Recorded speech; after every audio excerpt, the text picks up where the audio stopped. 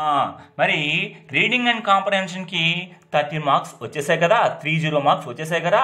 మరి creative ఎక్స్ప్రెషన్లో 30 marks అన్నమాట. చూడండి, క్వశ్చన్ నెంబర్ 33లో 2 క్వశ్చన్స్ ఇస్తాడు, అందులో ఒకటి రాయాలి. ఒకటేమిటి కాన్వర్జేషన్, రెండోది ఏమిటి డైరీ ఎంట్రీ. ఈ రెండింటిలో మనకి ఏది వస్తే అది రాస్తాం, దానికి 10 marks. Question number 34 letter writing కానీ బయోగ్రాఫికల్ స్కెచ్ కానీ రాయాలి. ఈ రెండింటిలో ఏది మనకు బాగా రాయాలనిపిస్తే అది రాస్తాం, దానికి 10 మార్క్స్. అలాగే question number 35 framing WH questions లేదా ఇన్ఫర్మేషన్ ట్రాన్స్ఫర్. ఈ రెండింటిలో ఏది మనకు సులువు అనిపిస్తే అది రాస్తాం, దానికి 10 marks. See the question, the finished product hit the screen in 1957 to become a landmark movie in the Telugu film industry.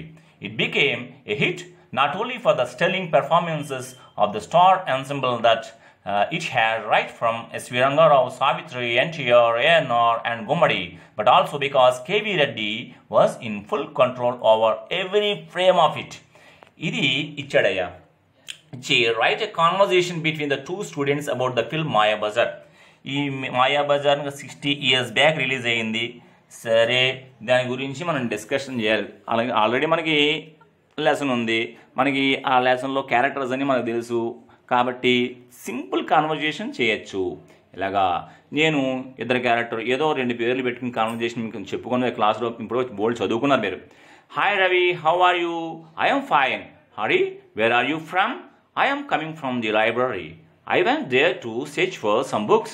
I read some newspapers too. Is there any interesting news? I read a news article about Mayabazar. Mayabazar? What is it?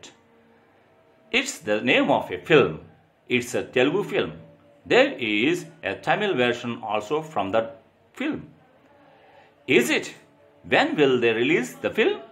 It was already released 60 years ago. 60 years ago?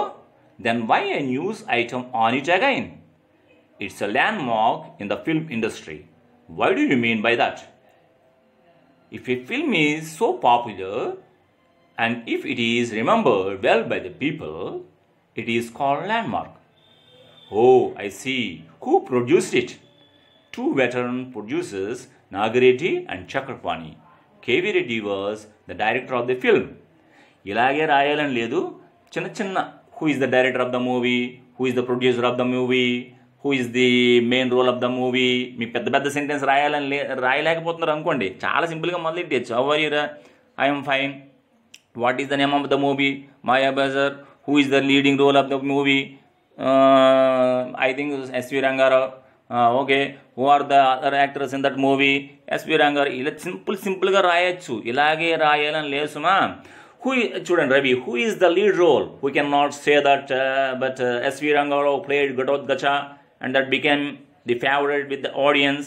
Is it so? ఇలా మీరు నేను ఇలా రాశాను, నీకు అలా రాయాలని లేదు, simple రాసి కాన్వర్జేషన్ రాయొచ్చు. మరి అది మన మనస్తత్వం బట్టి, మనకున్నటువంటి కెపాసిటీ బట్టి ఉంటుందన్నమాట అది. ఓకేనా? అలా సింపుల్గా రాయడం ప్రయత్నం చేయండి, సులువుగా 10 మార్క్స్ కొట్టేయండి. నెక్స్ట్ అదే ఆ సెక్షన్లోనే ఇంకో చాయిస్ ఇస్తాడు. ఏమిటి? The story itself is woven around the love of Sasirekha and Abhimanyu, Krishna and Balarama having differences of opinion where it advised to take sides as the inevitable in any family. ప్రతి ఫ్యామిలీలో కూడా ఆడవాళ్ళ మధ్య పొరపచ్చాలు ఉంటాయి, అన్నదమ్ములు మంచి వాళ్ళు ఉన్నాయి, సరే వాళ్ళు వారి భార్య తగులు తెస్తుంటారు. ఇవన్నీ మనం అసలు నేర్చుకున్నాం కదా. దానికి సంబంధించి ఒక డైరీ ఎంట్రీ చూడండి, క్వశ్చన్ డిఫరెంట్గా ఉంది. Right diary entry that Krishna rights on this disagreements. ఇలా భేదాభిప్రాయాల గురించి కృష్ణుడు చాలా బాధపడుతూ డైరీ ఎంట్రీ రాయమన్నాడు. చాలామంది డైరీ అంటే DAIRA రాస్తున్నారు ఇప్పుడే కూడా చాలామంది. చూడండి స్పెల్లింగ్ చూడండి, డేట్ రాయాలి ఇక్కడ రైట్ లెఫ్ట్ సైడ్ టాప్లోని డేట్ రాసాము, టైం రాసాము. Dear diary, I thought that Abhimanyu marriage issue will be solved easily. It is a family match.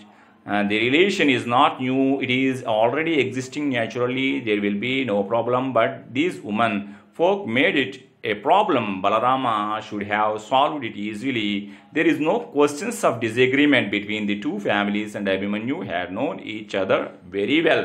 They also understand each other very well. Then make a good match. I thought they are made for each other. ఇలాగే ఖచ్చితంగా రాయాలంటే 80 ఇచ్చిన వాడు చక్కగా రాయతాడు. Average student అయితే వాడుకున్న ఏదో పెద్ద పెద్ద సెంటెన్సెస్ రాసి తప్పులు రాసేదానికంట సింపుల్ సెంటెన్సెస్ కూడా రాసి మనం డైరీలో మార్కులు తెచ్చుకోవచ్చు. ఇక్కడ వీటిని మనం ఎక్కడెక్కడ ఏమిటి రాయాలి అని చూడండి, అక్కడ మనం ఐడియా ఉండాలి ఫస్ట్. నెక్స్ట్ చూడండి, to took lot of pains to make the marriage plan successful. Ghatotkach is going to be the key person in the episode.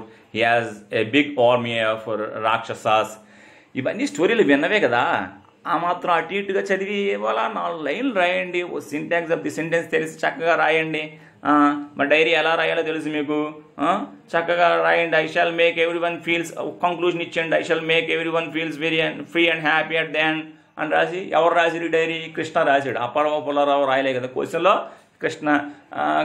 కృష్ణుడు డైరీ రాస్తున్నాడు అని చెప్పాలి, అందుకే కృష్ణ లాస్ట్లో రాసేస్తారు. ఓకే, నెక్స్ట్ చూడండి, question number 34. You are planning to conduct a kite flying competition on the occasion of World Environment Day. On behalf of youth club of your town, write a letter to your friend inviting him to the competition in so ఇవన్నీ కూడా ఒక మీరు kite festival పెడుతున్నారు, దానికి సంబంధించిన letter రాయాలి. మీకు తెలుసు కదా రూల్స్ ఎలా రాయాలి లెటరు. ఇక్కడ ఏమిటి, ఊరి పేరు మరి డేటు వేసుకున్నాము. ఇక్కడ కంపల్సరీగా చూడండి అది మెన్షన్ చేయాలి. సో మీ ఫ్రెండ్ వీడి పేరు ఏమిటైతే ఆ పేరు, my dear Sriramulu. First 2 lines మీ అందరికీ తెలియాలి. I'm happy to inform you that we are going to organise a kite flying competitions on occasion of world environment day on behalf of youth club of our village on 6th June. నేను ఇలా డైరెక్ట్గా ఇలా మొదలు పెట్టేశాను, మీరు కావాల్స్తే ఇక్కడ పెంచుకోవచ్చరా. How are you, I am fine, I hope you are doing well. 4 లైన్లు అవన్నీ కంఠస్థం చేసి మీకు వస్తాయి కదా యావరేజ్ స్టూడెంట్స్. మరి ఎప్పుడో పుస్తకం తీసి చదువుతుంటారు పాపం వాళ్ళు అలా ఆ 4 లైన్ కంఠస్థం పెట్టుకోవాలి. అవి కూడా రాయలేకపోతే ఎలా చెప్పండి మరి. సో ఈ లెటర్ని ఇలా మనం ఇలా 6th June రాసుకుంటున్నాం అంటూ అలా వాక్యాలు ప్రాక్టీస్ చేస్తే ఏముంటుంది, ఇవన్నీ నేను చదవాలా చెప్పండి. Many young boys are going to participate in it. It is going to be held in the open fields of the village. The competition starts from 9 a.m. on that day. So I request you to please come to our village and watch the competition. ఈ sentence formation రావాలా bye. I will feel లాస్ట్లో conclusion, ఇది ఏ లెటర్లో అయినా కామన్గా ఉండేదే. I will feel very happy if you come and stand with me, never forget to come. ఈ line ఉంది చూసారా, ఇది కంఠస్థం చేసి ఉంచుకోండి. ఏ లెటర్లో అయినా చివరిలో రాయడం మనకు వస్తుంది. మీ ఫ్రెండ్ ఇన్వైట్ చేయడానికి ఏదో ఒకటి, కైట్ ఫెస్టివల్ కాకపోతే ఇంకేదో ఫెస్టివల్, అప్పుడు లాస్ట్లో లైన్ కంక్లూజన్ లైన్లు ఇది ఇలాంటి లైన్లు అన్నమాట కంఠస్థం పెట్టుకుని ఉంచుకొని లాస్ట్లో రాయాలి. So okay, yours lovingly, friend కాబట్టి యువర్స్ లవింగ్లీ అని రాయాలి. యువర్స్ దగ్గర అపోస్ట్రోఫ్ ఉండకూడదు. యువర్స్ లవింగ్లీ తర్వాత కామా ఉండాలి. ఇంటూ బెట పబ్లిక్ ఎగ్జామినేషన్స్లో మన పేరు రాస్తే ఒప్పుకోరు, అక్కడ ఇంటూ నెంబరే వేస్తారు. ఓకేనా. నెక్స్ట్ చూడండి, బయోగ్రాఫికల్ స్కెచ్. దీనికి 10 మార్క్స్ అర్రా. చూడండి, Eric Arthur Blair, George Orwell, pen name అని రాజు వీడు రైటర్ అన్నమాట. Okay, born 25 June 1903, Motihari, Bihar. Education, convent school in Henley on Thames, Eton college. Career, Indian police service. అమ్మో, పోలీస్ సర్వీసులు కూడా చేశారు ఏమిటి. పోస్ట్ ఇన్ బర్మాలో పోస్ట్ అయ్యాడు.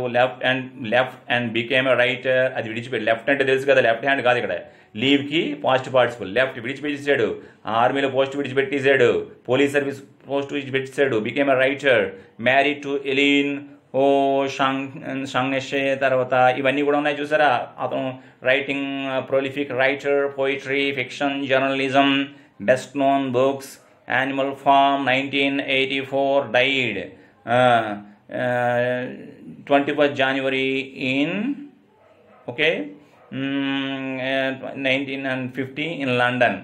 ఏమిటో ఇక్కడ చూడండి, ఇక్కడ ఒక వ్యక్తి యొక్క వివరాలు డీటెయిల్స్ ఇచ్చాడు. ఇక్కడ ఉన్నటువంటి హింట్స్తో మాత్రమే మనం ఒక బయోగ్రఫీ రాద్దాం. చూడండి, Eric Arthur Blair was famous English writer. Pen name అని రాసాడు. పెన్ నేమ్ వచ్చినప్పుడు మనకు మామూలు నోట్లో వచ్చే పదాలు తెలుసు కదా. ఫేమస్ ఇంగ్లీష్ రైటర్ ఒక వాక్యం అయిపోయింది. అతని పేరు ఏమిటో అక్కడ రాసి ఉంది. George Orwell is his pen name. Pen name అని అక్కడ ఉంది కాబట్టి ఆ జార్జ్ ఆర్వెల్ అనేటువంటిది ఇంకో ఇక్కడ ఉంది కదా జార్జ్ ఆర్వెల్ పెన్ నేమ్ అని, ఆ పెన్ నేమ్ ఇక్కడ రాసేస్తాము. ఇతను అసలు పేరేమో Arthur Blair. Okay, so next ఏమిటి చేయాలి, ఇక్కడ George Orwell is his pen name. ఆ 2 వాక్యాలు అయిపోయి. He was born on 25th June 1930 at Motihari Bihar. ఇక్కడ ఉంది కదా చూడండి, born on 25th June 1903 Motihari Bihar. చూడండి ఆన్ డేట్ ముందు ఆన్ రాసాము. Okay, on 25th June 1903 at Motihari village in Bihar. 3వ వాక్యం అయిపోయింది. నెక్స్ట్ మోతీహారి అక్కడ ఉన్న హింట్ ప్రకారమే రాసాం. ఇక్కడ he had his school education at convent school in Henley on Thames. ఇక్కడ చూడండి Henley on Thames. So next he completed his college education at Eton College. ఇప్పుడు చూడండి ఎటన్ కాలేజ్ ఉంది కదా, కాలేజీలో చదువుకొని తగలడ్డాడు కాబట్టి completed college education in Eton college. Okay, అక్కడ ఉన్న he started his career as an Indian police service and he was posted in Burma.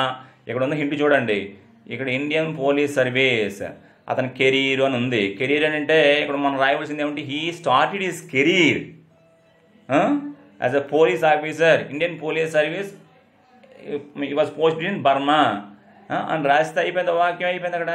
So next after some time he left his service and became a writer. ఇక్కడే ఉంది left and became writer అన్నాడు. Okay, అదే రాసిస్తాం అక్కడ. Next ఇంకేమిటి ఉంది, he married Elin oh Shaughnessy on 9th June 1936. He was prolific writer. గొప్ప writer, prolific అని రాయడం లేకపోతే గ్రేట్ రైటర్, వండర్ఫుల్ రైటర్, అబ్బో ఎక్సలెంట్ రైటర్, ఏదో తగలట్టండి అక్కడ.